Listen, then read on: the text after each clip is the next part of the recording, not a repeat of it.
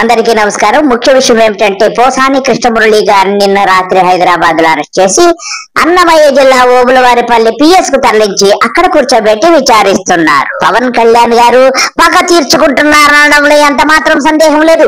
ఈ జన సైనికులను రెచ్చగొట్టుకుని నువ్వు ఇలాగ అరెస్టులు చేస్తే రేపొద్దున్ని ప్రభుత్వం ఉంటుందని నమ్మకమే. నువ్వు దిగిపోయాక వాళ్ళు కూడా రేపు ఇదే పని చేస్తారు కదా. నువ్వెప్పుడు బూతులు తిట్టలేదా, కొడక అన్నావు, చెప్పుతో కొడతా అన్నావు, మరి నీ మీద కూడా యాక్షన్ తీసుకోవాలి కదా.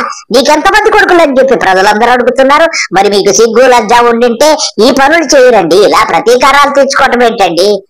మరి మీరు బూతులు రావా? మీకు మీరు తిట్టిన బూతులు ఉంటే కనుక చెవులోంచి రక్తం వస్తుంది. ఇకపోతే ఈ జోగినేని మణి అనే అతను ఏం మాట్లాడాడో ఒక్కసారి విందాం. అతను మాట్లాడిన అసభ్యకరమైన మాటలు, అతని మాట తీరు జీర్ణించుకోలేక 10 సంవత్సరాలుగా మేము దేవుడుగా భావించే పవన్ కళ్యాణ్ గారిని అతను మాట్లాడే తల్లిని, బిడ్డలను, శుద్ధపూస జోగినేని మణి గారు మీ దేవుణ్ణి పోసాని కృష్ణమురళి గారు బూతులు తిట్టారన్నారు. మీ దేవుణ్ణి తిట్టితే మీ మనోభావాలు దెబ్బతిన్నాయన్నారు. మరి నీ దేవుడు తిట్టిన బూతులు వింటే చెవుల్లోంచి రక్తాలు వస్తాయి. మరి నీ దేవుడు బూతులు తిడతాయి, సుభాషితాలు అయిపోతాయి, ఎదుటి వాడు తిడితే బూతులు అయిపోతాయి. మరి నీ దేవుడు తిట్టిన బూతులు నువ్వు కూడా ఒకసారి నీ దేవుడి మీద కూడా మరి కంప్లైంట్ ఇచ్చి లోపల ఇచ్చాలి కదా. తప్పు తీసుకొని పళ్ళు రాళ్ళ కొడతాను కొడకల్లారా ఒక్కొక్కడికి చెప్తాను. శుద్ధపూస జోగినేని మణి గారు మీ దేవుడు చక్కటి శుభాషేతాలు వినిపిస్తున్నాడు, కొడక చెప్పుతో కొడతానంటున్నాడు. ఇవన్నీ కూడా సనాతన ధర్మములోని ఒక భాగమై ఉంటుంది, అంతే కదా శుద్ధపూస మణి గారు?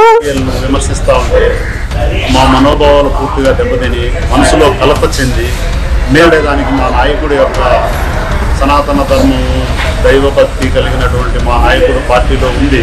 మేము అసభ్యకరమైన మాటలు అతన్ని మాట్లాడలేక పోలీస్ కంప్లైంట్ ఇవ్వడం జరిగింది. శుద్ధపూసమణి గారు మీ చెవులో ఏమన్నా సీసం పోసుకున్నారా?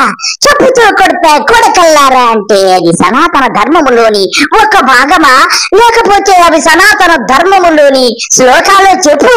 సిగ్గుండాలి చెప్పనాక నీకు.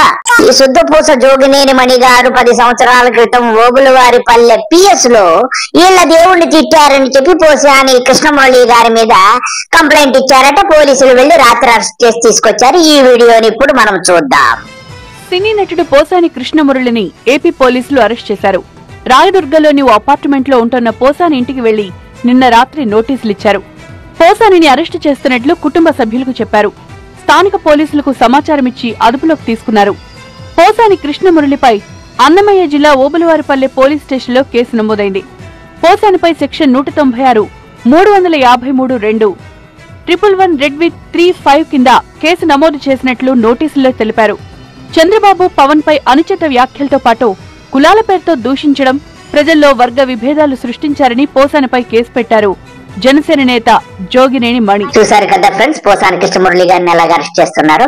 ఇకపోతే దేవుడైన చంద్రబాబుని, ఉపదేవుడైనటువంటి పవన్ కళ్యాణ్ ని అనుచిత వ్యాఖ్యలు చేశారట ఈ పోసాని కృష్ణమురళి గారు. అది అభియోగం. ఇంకా రెండో అభియోగం ఏంటంటే కులాల మధ్య చిచ్చు పెట్టారట. కులాల మధ్య చిచ్చులు పెట్టేది పోసాని కృష్ణమురళి కాదండి, చంద్రబాబు గారు, పవన్ కళ్యాణ్ గారు. మీ గురువు గారైనటువంటి చంద్రబాబు గారికి దళితులంటే ఎంత చక్కటి అభిమానం ఒక్కసారి చెబుతాను. ఎవరైనా దళిత కులంలో పుట్టాలనుకుంటారా? ఎవరైనా ఎస్సీ ఎస్టీ కులంలో పుట్టాలనుకుంటారా అని చెప్పి దళితులందరినీ కించపరిచింది నువ్వు చంద్రబాబు. ఇప్పటికీ కూడా ఆ గాయాలు ప్రతి ఒక్క దళితుల మనసులో కదలాడుతున్నాయి. నువ్వు ఇప్పుడు సంకలు గుద్దుకొని సంబరాలు చేసుకుని నవ్వుకుంటున్నావు. ఇది ఎంతో కాలం ఉండదు చంద్రబాబు. వారు వీరవుతారు. అధికారం ఎప్పుడు శాశ్వతం కాదు. ఈ రోజు నువ్వేమి చేస్తావో రేపు అదే నీకు కూడా చేస్తారు. ఇంకొక మాట, మనం ఏ విత్తనం అయితే విత్తుతామో అదే విత్తనము మొలకెత్తుతుంది, అదే చెట్టు వస్తుంది.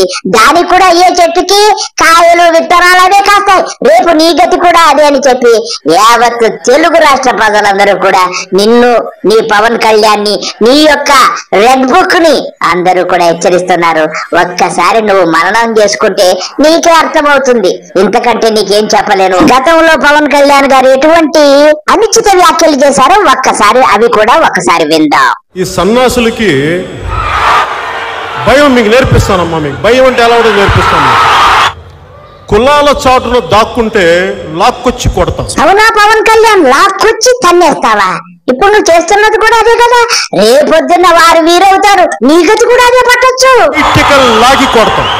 కుదరకపోతే ఆ బాధ్యత మేము తీసుకున్నాం, జనసేన తీసుకుంటున్న బాధ్యత. మరి నీది నోరు లేక తాటి మట్టం నాకు తెలియదు.